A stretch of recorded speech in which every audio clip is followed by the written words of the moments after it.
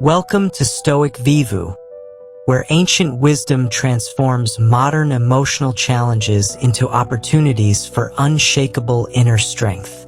I'm here to guide you through 7 powerful practices that will make you emotionally resilient in ways that seem almost superhuman to others. Here's a truth that might surprise you. The strongest people you know aren't those who never face criticism, rejection, or difficult emotions. They're the people who've learned to remain calm and confident regardless of what's happening around them or what others say about them. 2,000 years ago, Marcus Aurelius ruled the Roman Empire while dealing with plagues, wars, betrayals, and constant criticism. Epictetus taught philosophy despite being born into slavery and facing daily humiliation. Seneca counseled emperors while navigating political intrigue and personal attacks. What made these men emotionally unshakable wasn't their circumstances. It was their daily practices. Think about your own emotional challenges. Maybe you're dealing with a critical boss who never seems satisfied with your work. Perhaps you're navigating relationship conflicts where conversations become arguments without warning. You might be struggling with self-doubt, social anxiety, or the pressure to meet everyone's expectations while maintaining your own standards. These challenges feel overwhelming because most people approach them backwards. They try to control other people's words, change external circumstances, or wait for life to become less stressful. The Stoics discovered something revolutionary. True emotional strength comes from mastering your internal responses, not controlling external events. The 7 habits you'll learn today represent the most powerful emotional mastery techniques ever developed. These aren't positive thinking exercises or temporary mood boosters.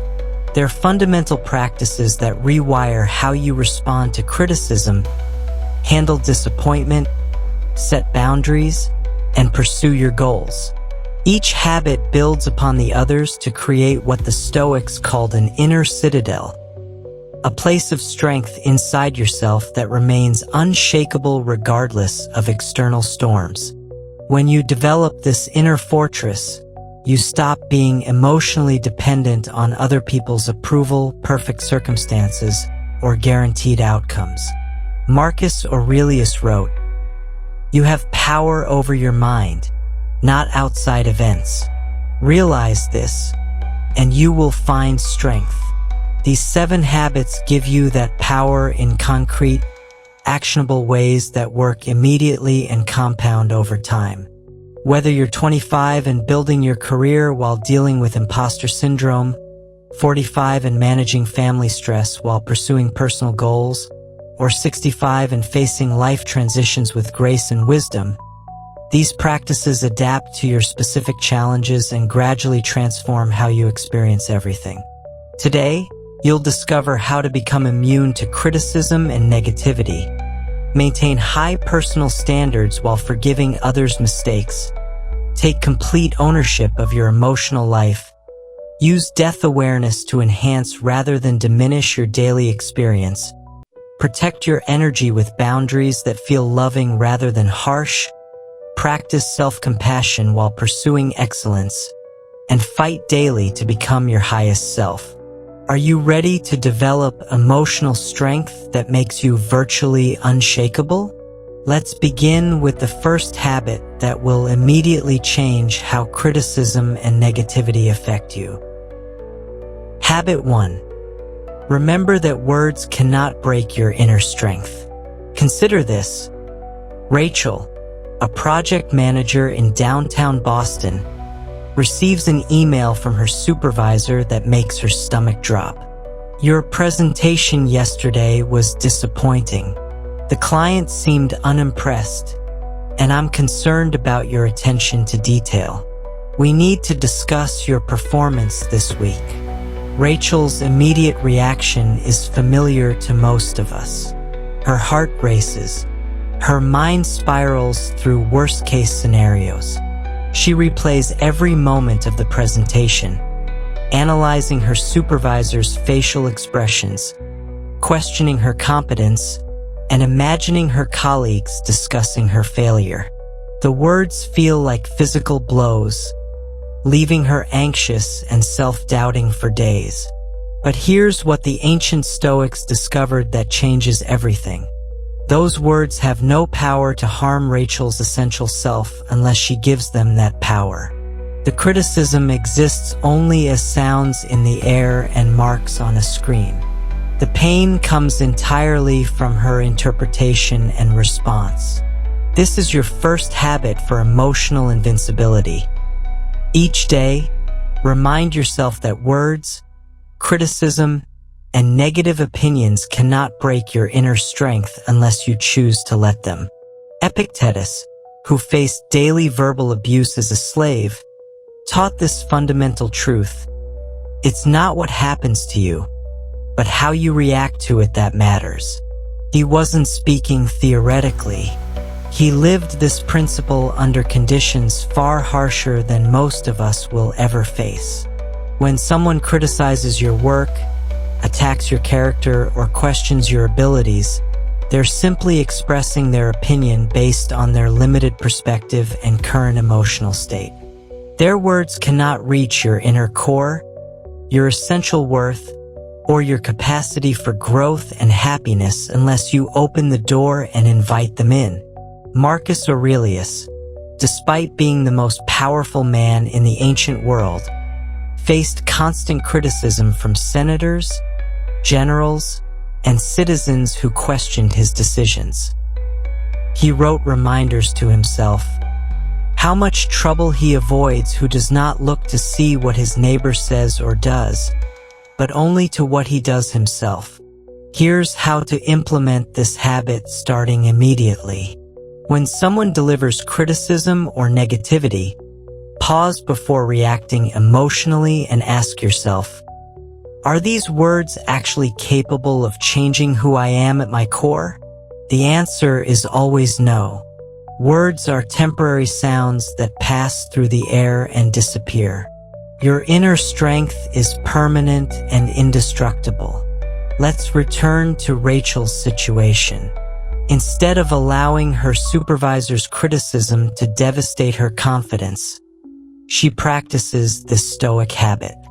She acknowledges that the feedback contains useful information about client expectations and presentation skills. But she refuses to interpret the criticism as evidence that she's incompetent, worthless, or destined to fail. Rachel separates the practical information from the emotional interpretation. She thinks, my supervisor noticed areas where I can improve my presentations. This feedback will help me grow professionally.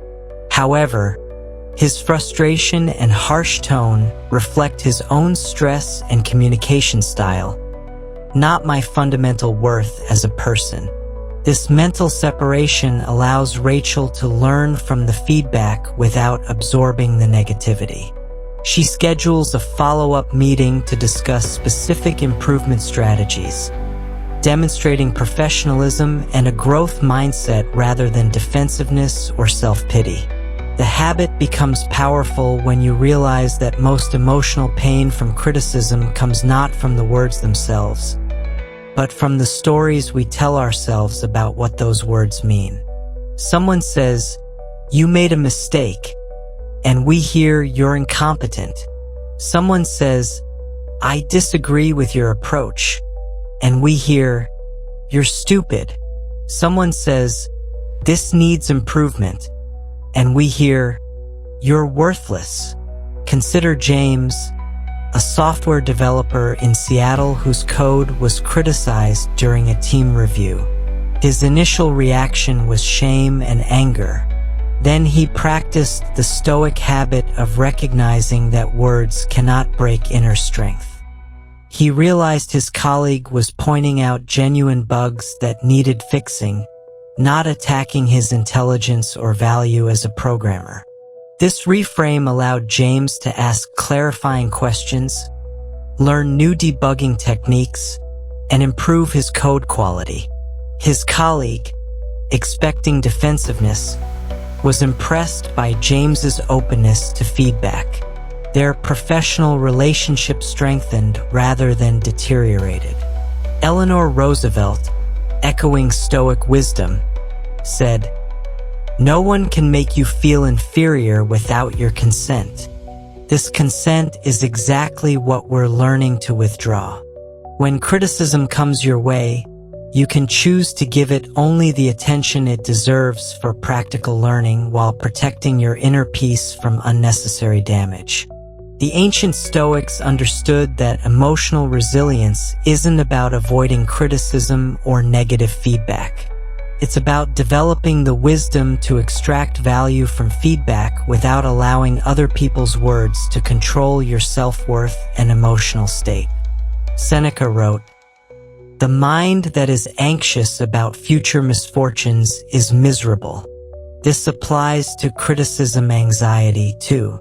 When you know that words cannot fundamentally harm you, you stop dreading negative feedback and start viewing it as information that either helps you grow or reveals more about the speaker than about you. Here's your daily practice. Each morning, remind yourself that your inner strength is unbreakable by external words. When criticism arrives, take 3 deep breaths and ask, "What useful information can I extract from this feedback?" Then ask, "What emotional interpretation am I adding that serves no useful purpose?" Keep the information. Discard the unnecessary emotional interpretation. This doesn't mean becoming indifferent to feedback or dismissing all criticism as meaningless. It means developing the wisdom to respond rather than react, to learn rather than defend, and to maintain your inner peace while navigating a world where people often express themselves imperfectly. Ultimately, this habit transforms you from someone who fears criticism into someone who welcomes feedback as a tool for growth. You stop giving other people the power to control your emotional state through their words and start taking responsibility for maintaining your own inner strength. Building on this foundation of emotional invincibility, our next habit will show you how to maintain high standards for yourself while extending grace and forgiveness to others who may not meet those same standards. Habit 2. Hold yourself to high standards while forgiving others. Picture David, a team leader at a Chicago marketing firm, facing a situation that tests his character. His deadline for a major campaign is tomorrow, but 2 team members submitted work that falls far below his expectations. The graphics are mediocre, the copy contains errors, and the research seems hastily assembled. David feels frustrated and disappointed. He has 2 choices: unleash his standards on his team through criticism and demands, or find a way to maintain excellence while treating his colleagues with understanding. This moment perfectly illustrates your second habit for emotional mastery. Hold yourself to the highest possible standards while extending forgiveness and patience to others who may not meet those same standards. Marcus Aurelius embodied this principle throughout his reign as Roman emperor. One of his biographers wrote, "His severity was limited solely to himself. Despite having absolute power over millions of people, he refused to use his personal standards as weapons against others. He held himself to extraordinary expectations while treating subjects, senators, and servants with remarkable patience and understanding. This dual approach isn't contradictory, it's liberating. When you hold yourself to high standards, you create the life you want through personal excellence. When you forgive others for not meeting those same standards, you free yourself from the exhausting burden of trying to control other people's behavior and choices. Here's how this habit transforms David's situation. Instead of berating his team members or lowering his standards for the campaign, David takes personal responsibility for the outcome. He recognizes that as the leader, he should have provided clearer guidance, earlier feedback, and better support throughout the project. David decides to work late into the evening, improving the graphics himself, editing the copy to professional standards, and supplementing the research with additional data. He doesn't do this with resentment or martyrdom. He does it because his personal standard is delivering excellent work regardless of circumstances. The next morning, David has a calm conversation with his team. Instead of criticizing their work, he takes responsibility for not providing sufficient direction and suggests specific training opportunities that would help them grow professionally. His team members, expecting anger or disappointment, are impressed by his leadership and commitment to their development. This approach works because it acknowledges a fundamental truth about human nature. Everyone is doing their best given their current skills, knowledge, stress level, and circumstances. When someone doesn't meet your standards, it usually reflects their limitations, not their malicious intent. Abraham Lincoln demonstrated this wisdom throughout his presidency.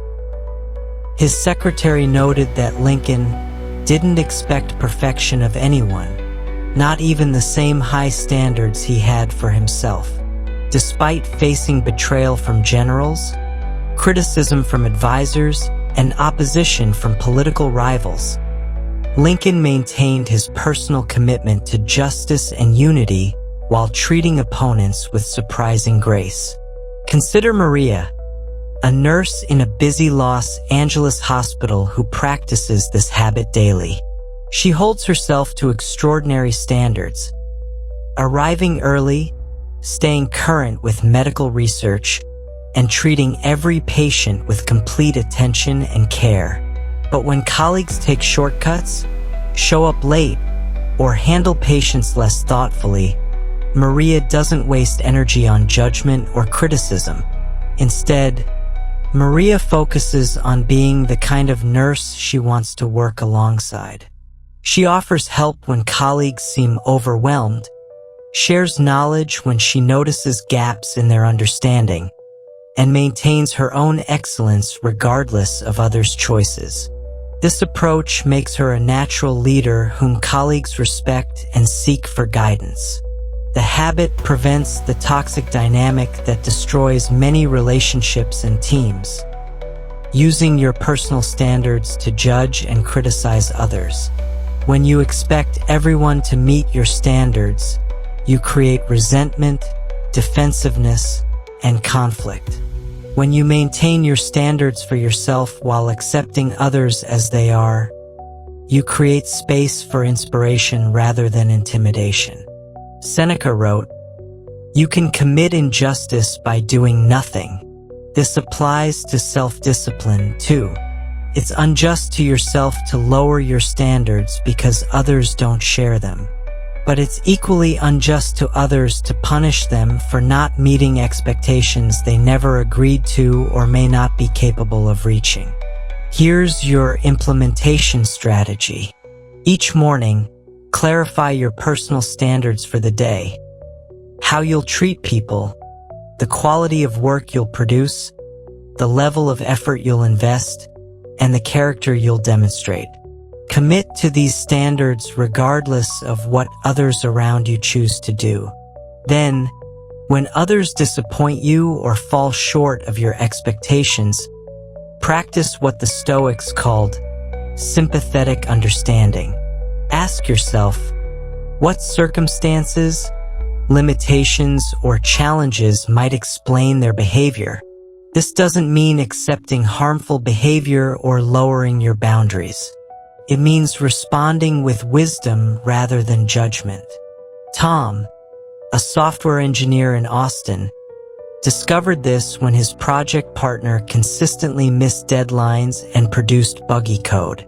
Instead of criticizing or lowering his own standards, Tom took responsibility for ensuring their joint project succeeded. He built extra time into his schedule to review and improve his partner's work, while also suggesting resources that might help his partner develop better coding practices. The result? Their project was completed on time with high quality. Tom maintained his reputation for excellence, and his partner gradually improved his skills without feeling attacked or defensive. Tom's high personal standards elevated the entire team's performance through inspiration rather than intimidation. This habit transforms you from someone who wastes energy trying to control others into someone who influences through example. You stop being frustrated by other people's limitations and start focusing on maximizing your own potential. You become the kind of person others want to work with, learn from, and emulate. The ancient Stoics understood that excellence is contagious when it's practiced with humility rather than superiority. When you maintain high standards for yourself while treating others with patience and understanding, you create an environment where growth becomes natural and sustainable. In essence, this habit allows you to pursue personal excellence without the social cost of perfectionism. You become someone who inspires rather than intimidates, who leads through example rather than criticism, and who maintains relationships while pursuing ambitious goals. This foundation of balanced excellence naturally leads to our next habit: taking complete ownership of your emotional responses instead of blaming external circumstances for how you feel. Habit 3. Take full ownership of every emotion you feel. Visualize this scene. Lisa and her husband Mark are getting ready for dinner with his parents in San Francisco. Mark casually mentions that he forgot to tell her his ex-girlfriend will be at the restaurant with mutual friends. Lisa immediately feels a surge of anger, jealousy, and betrayal. Her evening feels ruined before it even begins. Lisa has two ways to respond to these emotions. She can blame Mark for making her feel angry, upset, and insecure. She can spend the evening in a bad mood, convinced that her emotions are his fault and that she's justified in feeling miserable. Or she can practice the most empowering habit in Stoic philosophy: taking complete ownership of every emotion she experiences. Your third habit for emotional mastery is this: recognize that you are 100% responsible for your emotional responses, regardless of what others say or do. No one can make you feel anything without your permission and participation. This might be the most challenging concept in all of Stoic philosophy because it contradicts everything our culture teaches about emotions. We're taught that people make us angry, situations cause our stress, and circumstances create our happiness or sadness. The Stoics discovered this is completely backwards. Epictetus, who experienced slavery and physical abuse, taught, "It's not what happens to you, but how you react to it that matters." He wasn't minimizing difficult experiences. He was pointing to the space between stimulus and response, where our real power lies. When Mark mentions his ex-girlfriend will be present, that's just information. Lisa's anger, jealousy, and feelings of betrayal are her interpretations of that information based on her thoughts about what it means. She's creating her emotional experience through the story she tells herself about the situation. Here's how emotional ownership transforms Lisa's evening. Instead of blaming Mark for ruining her mood, Lisa recognizes that her emotions are her responsibility. She notices her initial reaction and asks herself, what thoughts are creating these feelings? She realizes she's telling herself stories.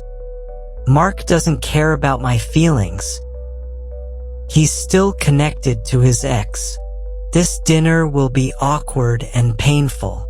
These thoughts, not Mark's announcement, are generating her emotional distress. Lisa then chooses different thoughts.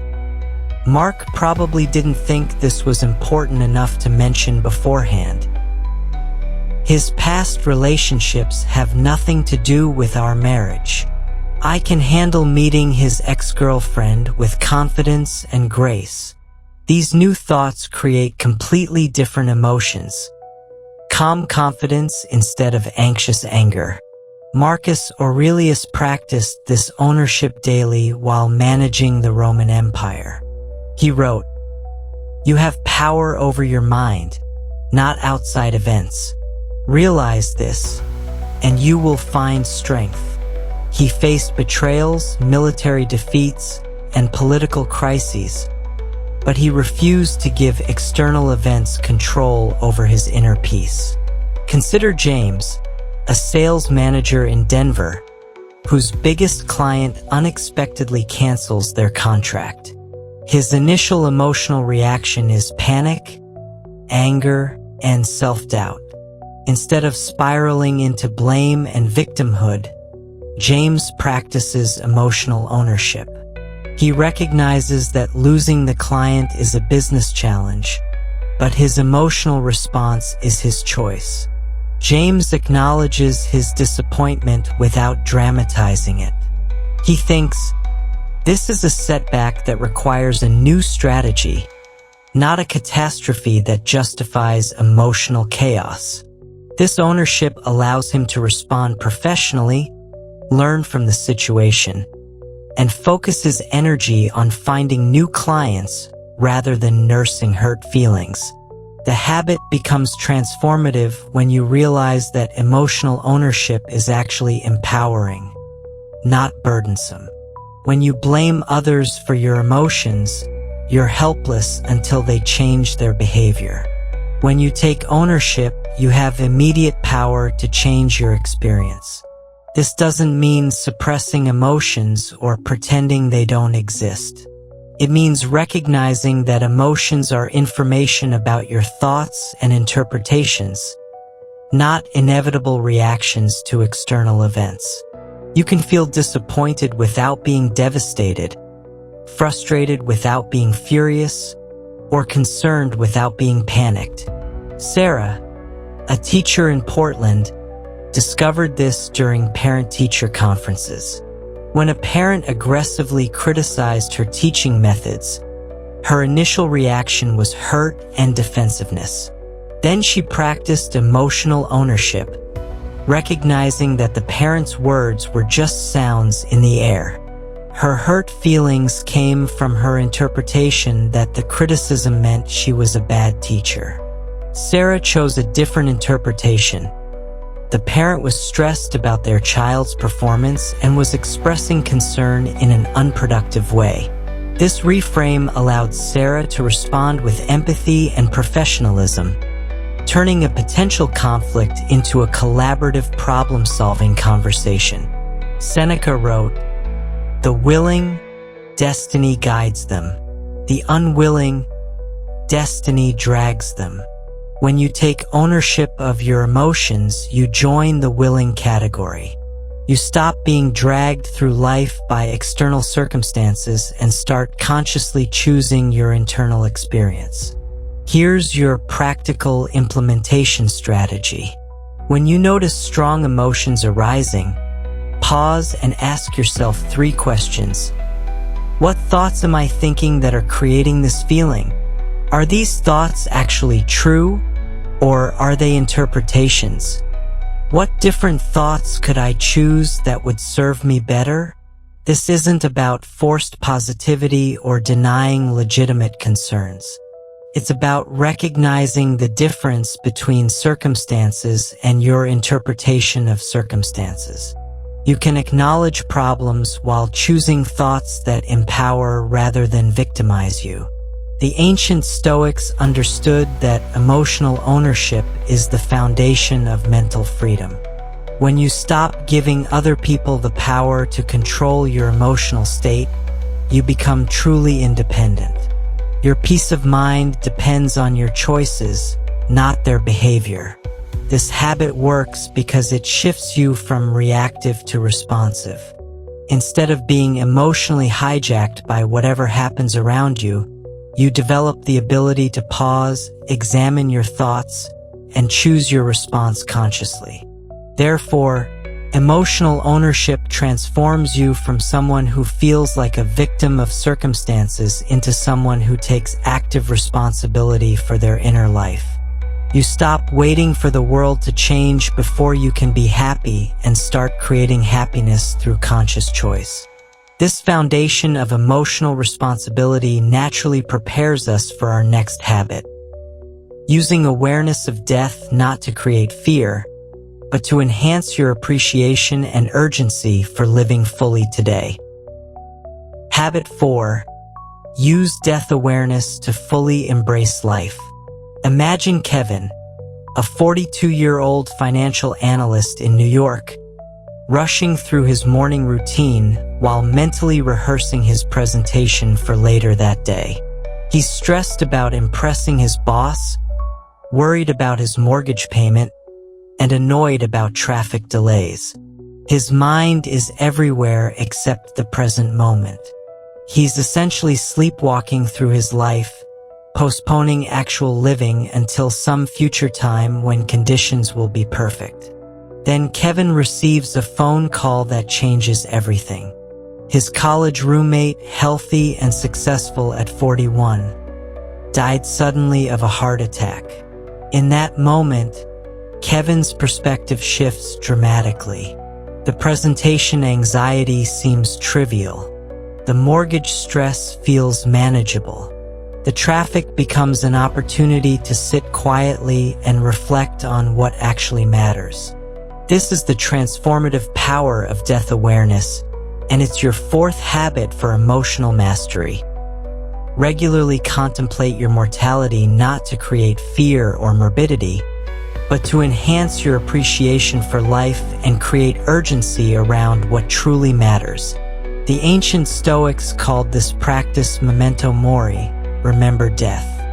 Marcus Aurelius wrote extensively about mortality, not because he was obsessed with dying, but because thinking about death made him more alive.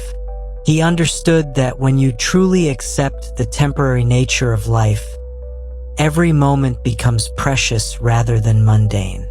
Seneca, who lived through multiple assassination attempts and political upheavals, wrote, "Every new beginning comes from some other beginning's end." He practiced death meditation daily, imagining his last day on earth to clarify his priorities and eliminate time-wasting activities that seemed important but weren't essential. Here's how death awareness transforms Kevin's daily experience. Instead of rushing through life on autopilot, he starts each morning by quietly acknowledging that this could be his last day. This isn't morbid thinking, it's clarity thinking. When you remember that your time is limited, you naturally focus on what brings meaning and joy rather than what creates stress and distraction. Kevin begins having real conversations with his wife instead of discussing only logistics and schedules. He calls his parents weekly instead of only on holidays. He takes time to mentor younger colleagues instead of focusing solely on his own advancement. He notices sunsets, appreciates good meals, and finds genuine enjoyment in ordinary moments. The practice works because death awareness cuts through the illusion that we have unlimited time to pursue what matters. Most people live as if they'll have decades to repair relationships, pursue dreams, express love, and create meaning. Death meditation reveals this as magical thinking that keeps us perpetually postponing authentic living. Consider Maria, a nurse in Phoenix who started practicing death awareness after losing several patients unexpectedly. Instead of making her depressed or fearful, the practice made her more present and purposeful. She realized that every interaction with patients might be their last meaningful conversation. So she gave each person her complete attention and genuine care. Maria also applied this awareness to her personal life. She stopped arguing with her sister over trivial matters, recognizing that their time together was precious and finite. She pursued photography, a passion she'd been postponing for someday. She expressed appreciation to friends and colleagues regularly instead of assuming she'd have future opportunities. The result wasn't anxiety about death, but enhanced appreciation for life. Maria felt more alive, more connected, and more purposeful than she had in years. Death awareness had paradoxically made her more vital and engaged. Marcus Aurelius practiced this reflection constantly, writing, "It is not death that a man should fear, but he should fear never beginning to live." He understood that most people are so afraid of dying that they forget to live fully. They postpone meaningful conversations, authentic experiences, and important choices while focusing on trivial daily concerns. Here's your practical implementation of this habit. Each morning, spend 2 minutes reflecting on the reality that this day is unrepeatable and finite.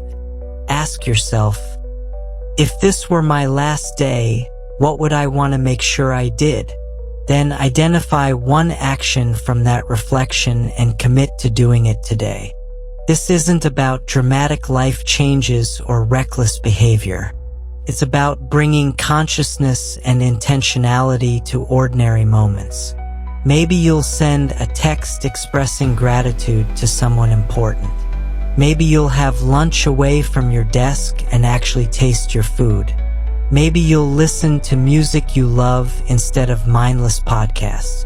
The ancient Greek philosopher Epictetus, whose thinking influenced Stoic practice, wrote, "Death is nothing to us. When we are here, death is not yet present. And when death is present, we are not here." This wisdom eliminates the fear of death while highlighting the importance of being fully present in life. Sarah, a marketing director in Seattle, discovered this when her father was diagnosed with cancer. Instead of falling into despair, she used death awareness to transform their relationship. She started visiting him weekly, asking about his life experiences, and expressing appreciation for his influence on her character. These conversations became some of the most meaningful of her life. Sarah also applied the practice to her daily routine. She stopped checking social media during family dinners, recognizing that these moments with her children were irreplaceable. She chose work projects based on meaning rather than just advancement. She said, "I love you" more frequently and argued about household logistics less often. The habit prevents what the Stoics called the postponement of living. When you're aware that your time is limited, you stop waiting for perfect conditions to pursue what matters. You become more selective about commitments, more generous with appreciation, and more present in conversations. Death awareness also provides perspective during temporary setbacks and frustrations. When you remember that today's stress will be completely forgotten after you die, you naturally focus on responses that build character and relationships rather than win arguments or avoid discomfort. Consequently, this practice transforms fear of death into appreciation for life. You stop living as if you have unlimited time and start treating each day as the gift it actually is. You become more alive by remembering that life ends. This foundation of mortality awareness naturally leads to our next habit: protecting your energy and peace through boundaries that feel loving rather than harsh or selfish. Habit 5. Protect your energy with loving boundaries.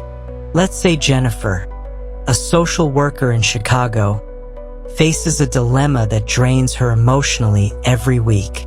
Her colleague Marcus consistently arrives late to their team meetings, unprepared and stressed, then dominates the conversation with personal drama and work complaints. Jennifer feels compassion for his struggles, but his behavior derails productive discussions and leaves her feeling frustrated and exhausted. Jennifer has tried hints, subtle suggestions, and patient tolerance, but nothing changes. She's caught between her natural kindness and her need for professional effectiveness. She wants to be supportive without enabling dysfunction, helpful without sacrificing her own peace of mind. This situation perfectly illustrates your fifth habit for emotional mastery. Protect your energy and well-being through boundaries that feel loving and firm rather than harsh or selfish. The ancient Stoics understood that compassion without boundaries leads to exhaustion, while boundaries without compassion create isolation. The goal is finding the balance that allows you to care for others while maintaining your own emotional stability and effectiveness. Marcus Aurelius wrote about this challenge extensively. As emperor, everyone wanted his time, attention, and emotional energy. He could have said yes to every request, but that would have made him ineffective at his most important responsibilities. Instead, he developed what the Stoics called loving boundaries, limits that served both his own well-being and the greater good. Here's how loving boundaries transform Jennifer's situation. Instead of continuing to tolerate Marcus's disruptive behavior or confronting him harshly, Jennifer approaches him privately with compassionate clarity. She says, "Marcus, I've noticed you're dealing with some challenging situations that seem to be affecting our team meetings. I care about you and want to support you, but I also need our meetings to stay focused and productive." She continues, "I'm happy to listen to your concerns before or after meetings, but I'd like to ask that we keep the actual meeting time focused on our work agenda. Would you be willing to try that approach?" This boundary protects the team's effectiveness while offering genuine support in an appropriate context. The key insight is that loving boundaries benefit everyone involved. Marcus receives clear expectations and genuine support. Jennifer maintains her peace of mind and professional effectiveness. The team has productive meetings. Nobody is sacrificed for someone else's comfort. Seneca, who managed complex relationships with multiple Roman emperors, wrote, "Every new beginning comes from some other beginning's end." Sometimes loving someone means ending patterns that harm both of you, even when change feels uncomfortable initially. Consider David, a software engineer in Austin, whose elderly mother calls him multiple times daily with anxiety about minor household issues. David loves his mother and wants to be supportive, but the constant interruptions affect his work performance and stress level. His attempts to be available whenever she needs him actually enable her anxiety rather than helping her develop confidence. David implements loving boundaries by establishing specific times for their conversations. He tells his mother, "I love talking with you and want to be helpful. Let's schedule a 30-minute call every evening at 7 p.m. where we can discuss everything on your mind. For work days, I'll check messages at lunch and respond to anything urgent." This boundary initially feels difficult for both of them. His mother worries about not having immediate access. David feels guilty for not being constantly available. But within 2 weeks, the structure actually improves their relationship. Their evening conversations become more meaningful because they have dedicated time together. His mother develops more confidence handling daily challenges independently. The ancient Stoics recognized that boundaries are acts of love disguised as limitations. When you protect your energy and peace of mind, you have more to offer others from a place of strength rather than depletion. When you enable dysfunction by avoiding necessary limits, you harm both yourself and the other person. Maria, a teacher in Denver, discovered this with a student who constantly sought her attention through behavioral disruptions. Maria's initial response was unlimited patience and accommodation, thinking this showed care and understanding. But her approach actually reinforced the disruptive behavior while exhausting her emotional reserves. Maria implemented loving boundaries by clearly communicating expectations while maintaining warmth and support. She told the student, "I can see you need extra attention, and I want to help you succeed. Let's create specific times during lunch and after school where we can talk about anything you need. During class time, I need you to follow the same guidelines as other students so everyone can learn effectively." This approach gave the student the attention and support they craved within appropriate limits while protecting the learning environment for everyone. The students' behavior improved because they had a clear structure and genuine connection rather than chaos and negative attention. Here's your practical implementation strategy for loving boundaries. First, identify situations where you feel consistently drained, frustrated, or resentful. These emotions often signal that boundaries are needed. Ask yourself, what specific behavior or pattern is creating this drain? Then, what would a loving limit look like in this situation? When setting boundaries, use language that expresses care while establishing clear expectations. Instead of, "You always interrupt me," try, "I value our conversations and want to give you my full attention. Could we schedule specific times to talk so I can be completely present?" Instead of, "You're too needy," try, "I care about you and want to be supportive. Here's what I can offer, and here's what I need." The Stoics understood that boundaries aren't walls that separate you from others. They're guidelines that create space for healthy relationships. When everyone knows the limits and expectations, authentic connection becomes possible without resentment or exhaustion. This habit transforms you from someone who either has no boundaries and feels overwhelmed, or harsh boundaries that create conflict, into someone who maintains loving limits that serve everyone involved.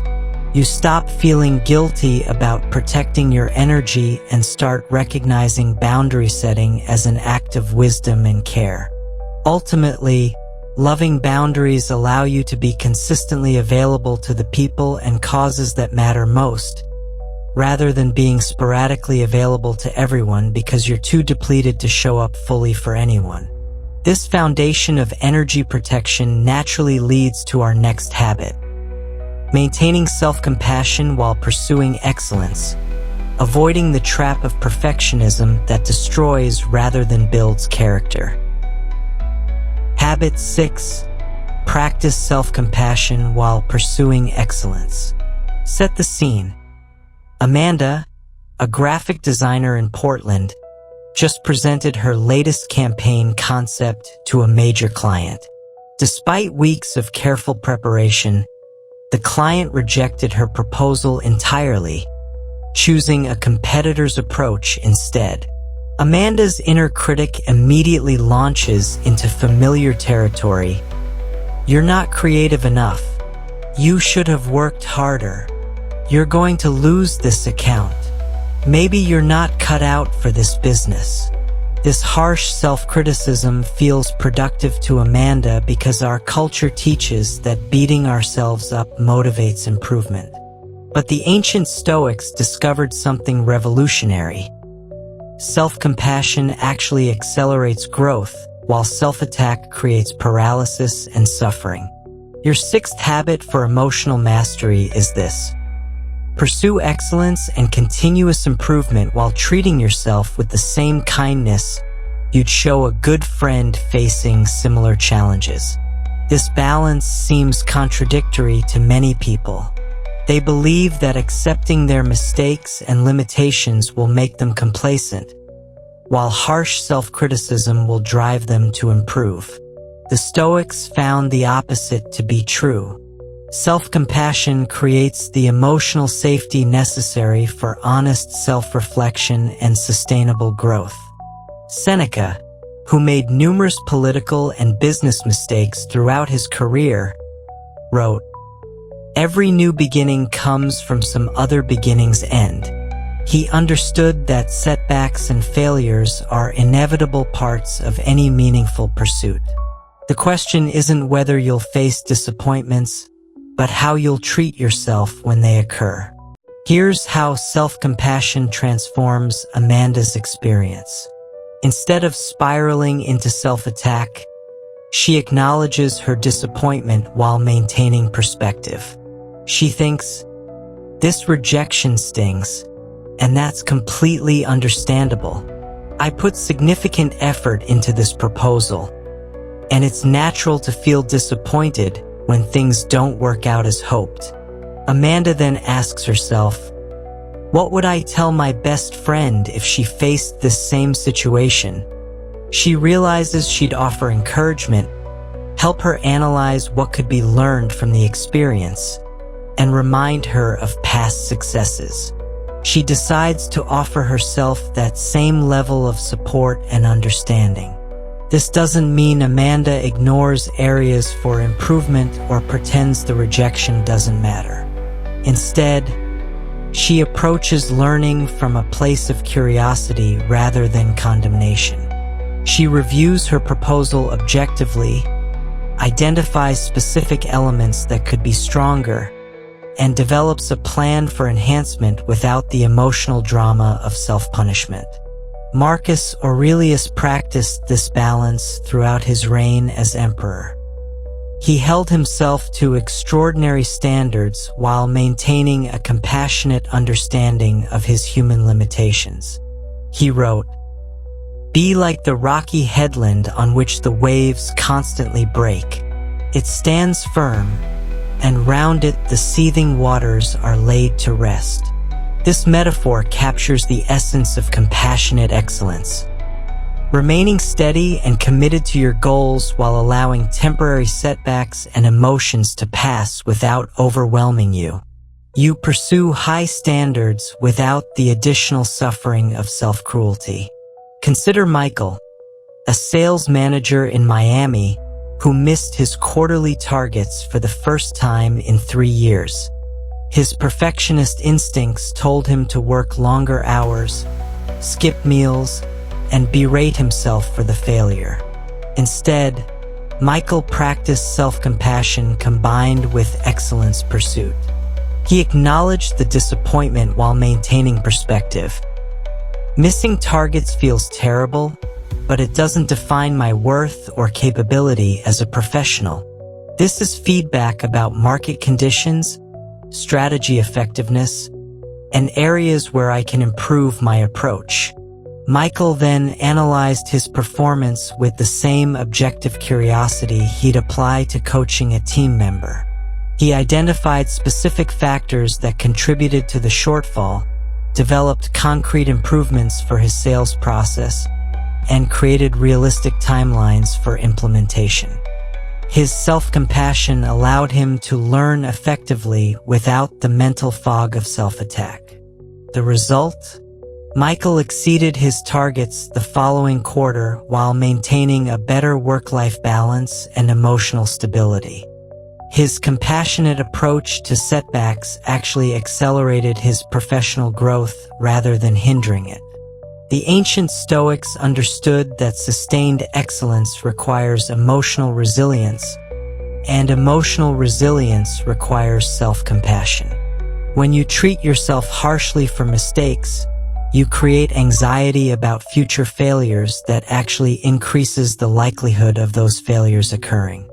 Sarah, a medical resident in Boston, discovered this during her demanding training program. Initially, she responded to every small mistake with intense self-criticism, believing this would make her a better doctor. Instead, the constant self-attack created anxiety that interfered with her learning and decision-making abilities. When Sarah started practicing self-compassion, her performance actually improved. She could acknowledge errors quickly without emotional drama, learn from them efficiently, and move forward with confidence rather than carrying baggage from past mistakes. Here's your practical implementation strategy. When you face setbacks, mistakes, or disappointments, pause and ask yourself, how would I respond if my best friend were experiencing this situation? Then offer yourself that same level of understanding and support. This doesn't mean lowering standards or accepting mediocrity. It means treating yourself as someone worthy of encouragement and growth rather than someone who deserves punishment for being imperfect. You can maintain high expectations while accepting that the path to meeting those expectations includes temporary failures and learning opportunities. The key is separating your actions from your identity. You can acknowledge that your performance in a specific situation was below your standards without concluding that you're fundamentally flawed or incapable. This separation allows you to improve your actions without damaging your self-worth. Seneca wrote, "The willing, destiny guides them. The unwilling, destiny drags them." When you practice self-compassion, you join the willing category. You become someone who embraces challenge and growth from a place of self-acceptance rather than someone who pursues excellence from fear and self-rejection. This habit also prevents the perfectionist trap that stops many people from attempting challenging goals.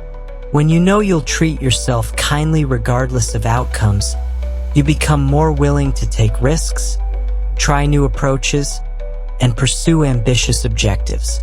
In essence, self-compassion while pursuing excellence creates sustainable motivation based on love rather than fear.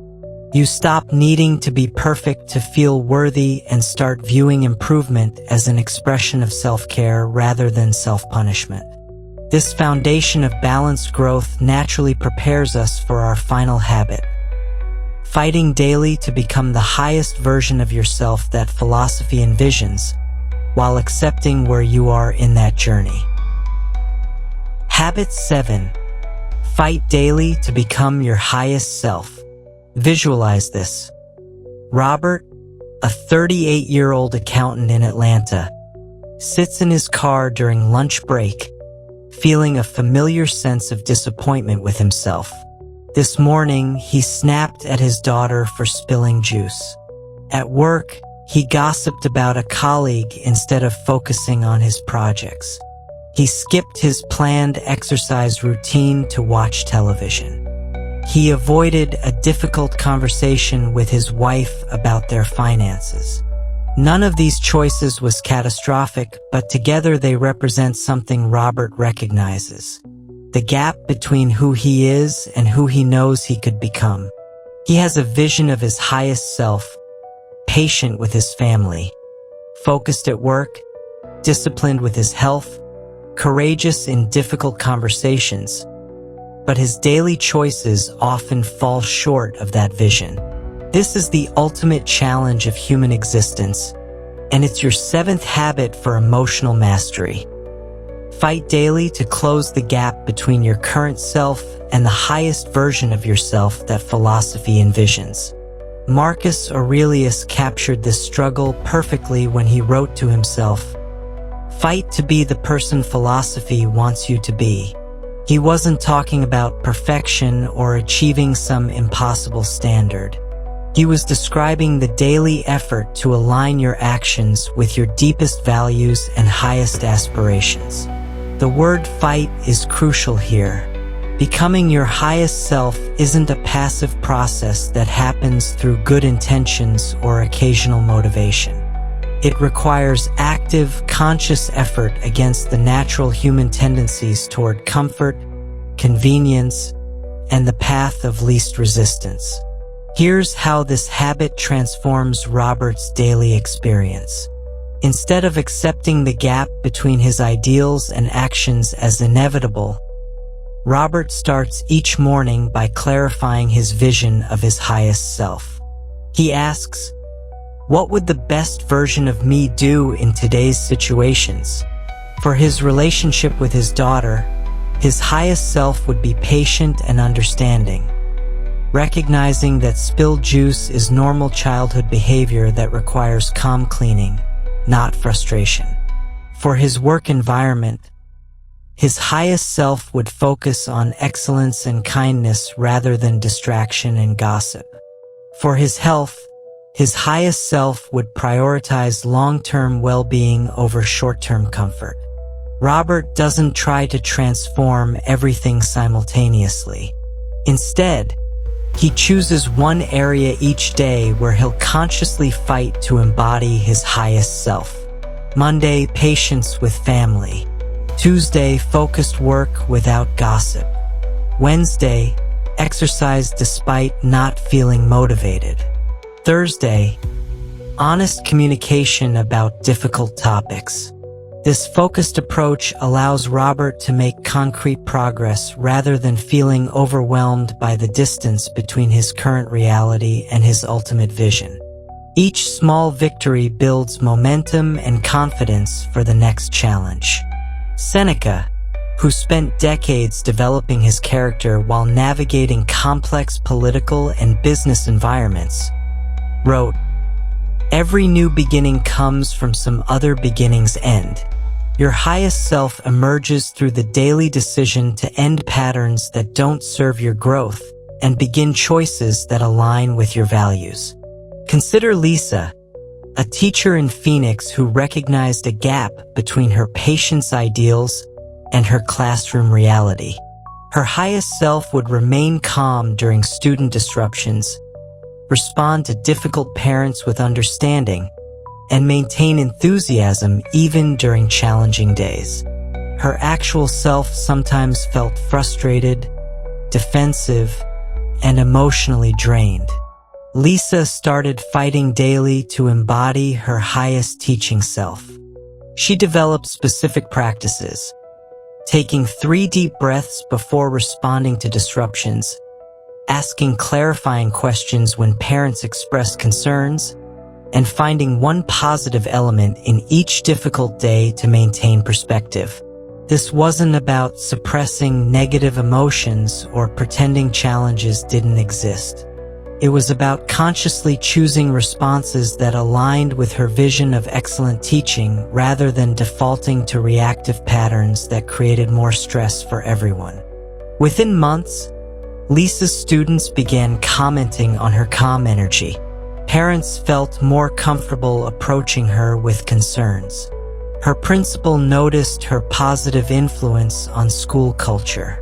Most importantly, Lisa felt alignment between her values and actions, creating deep satisfaction that external recognition couldn't provide. The ancient Stoics understood that fighting for your highest self isn't about achieving perfection. It's about progress. Each choice to embody your values rather than default to convenience strengthens what they called your character muscle. Like physical exercise, character development requires consistent effort but builds strength over time. Marcus Aurelius faced this challenge while managing the Roman Empire. His highest self was just wise, patient, and committed to the common good. His human self sometimes felt anger toward difficult senators, frustration with military setbacks, and weariness from constant responsibility. He chose to fight daily for his highest self through small decisions, responding to criticism with curiosity rather than defensiveness, making decisions based on justice rather than convenience, and maintaining his philosophical practices even during busy periods. These daily fights shaped him into one of history's most respected leaders. Here's your practical implementation strategy. Each morning, visualize your highest self in today's specific situations. Ask, how would the best version of me handle my meetings, conversations, challenges, and opportunities today? Then choose one area where you'll consciously fight to embody that vision. When you face moments of choice throughout the day, pause and remember your highest self vision.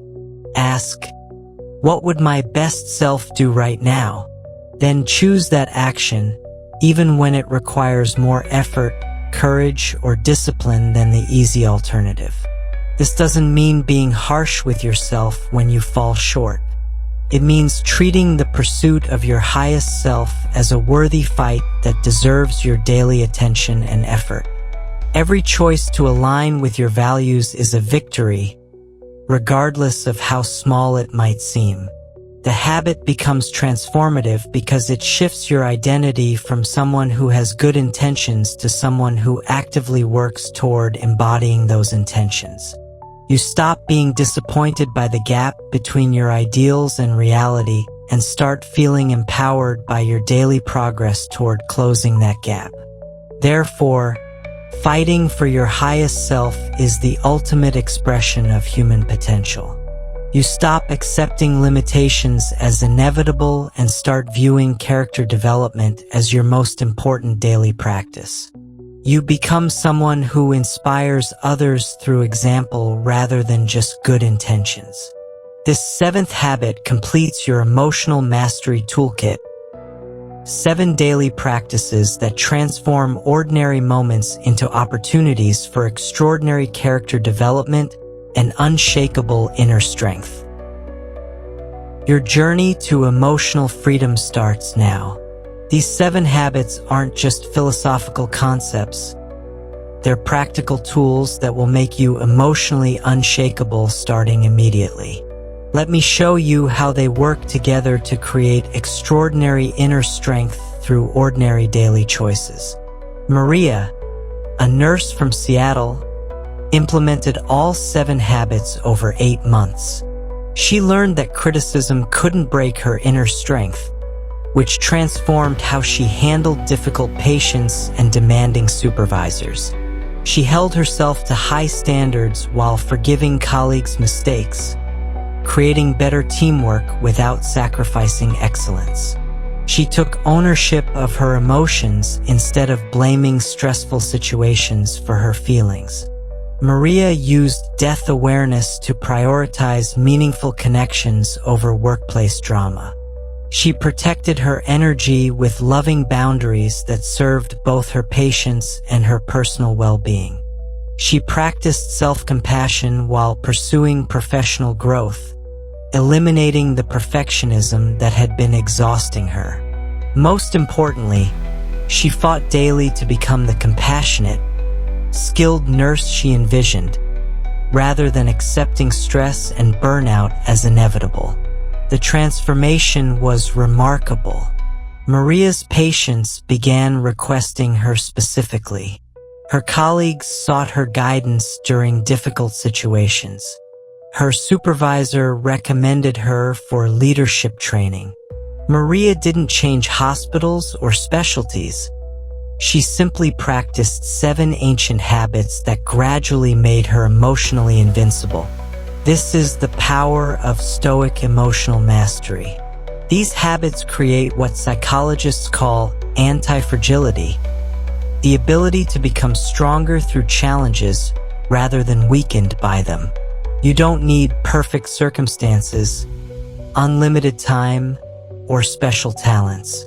You just need commitment to practicing these choices consistently. Start tomorrow with habit 1. When criticism or negativity comes your way, remind yourself that words cannot break your inner strength. Then apply habit 3. Take complete ownership of your emotional response instead of blaming external circumstances. When you feel overwhelmed, Use habit 5.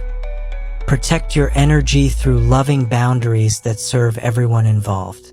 The beautiful truth about these Stoic habits is that they compound over time. Each practice strengthens the others, creating an upward spiral of emotional resilience and inner peace. Week by week, you'll notice that situations that once triggered stress and anxiety barely affect your emotional equilibrium. Remember what Marcus Aurelius wrote: "You have power over your mind, not outside events. Realize this, and you will find strength." These 7 habits give you that power in concrete, actionable ways that transform how you experience everything from minor frustrations to major life challenges. Your emotional freedom begins with your next choice. Will you practice these habits and develop unshakable inner strength? Or will you continue letting external circumstances control your emotional state? If these ancient wisdom principles resonated with you, please subscribe to Stoic Vivu for more practical philosophy that builds emotional resilience and inner peace. Like this video if it provided value, and share it with someone who could benefit from these life-changing emotional mastery techniques. Your support helps us bring timeless wisdom to modern emotional challenges. The Stoics are waiting to guide your transformation. Your journey to emotional freedom starts right now.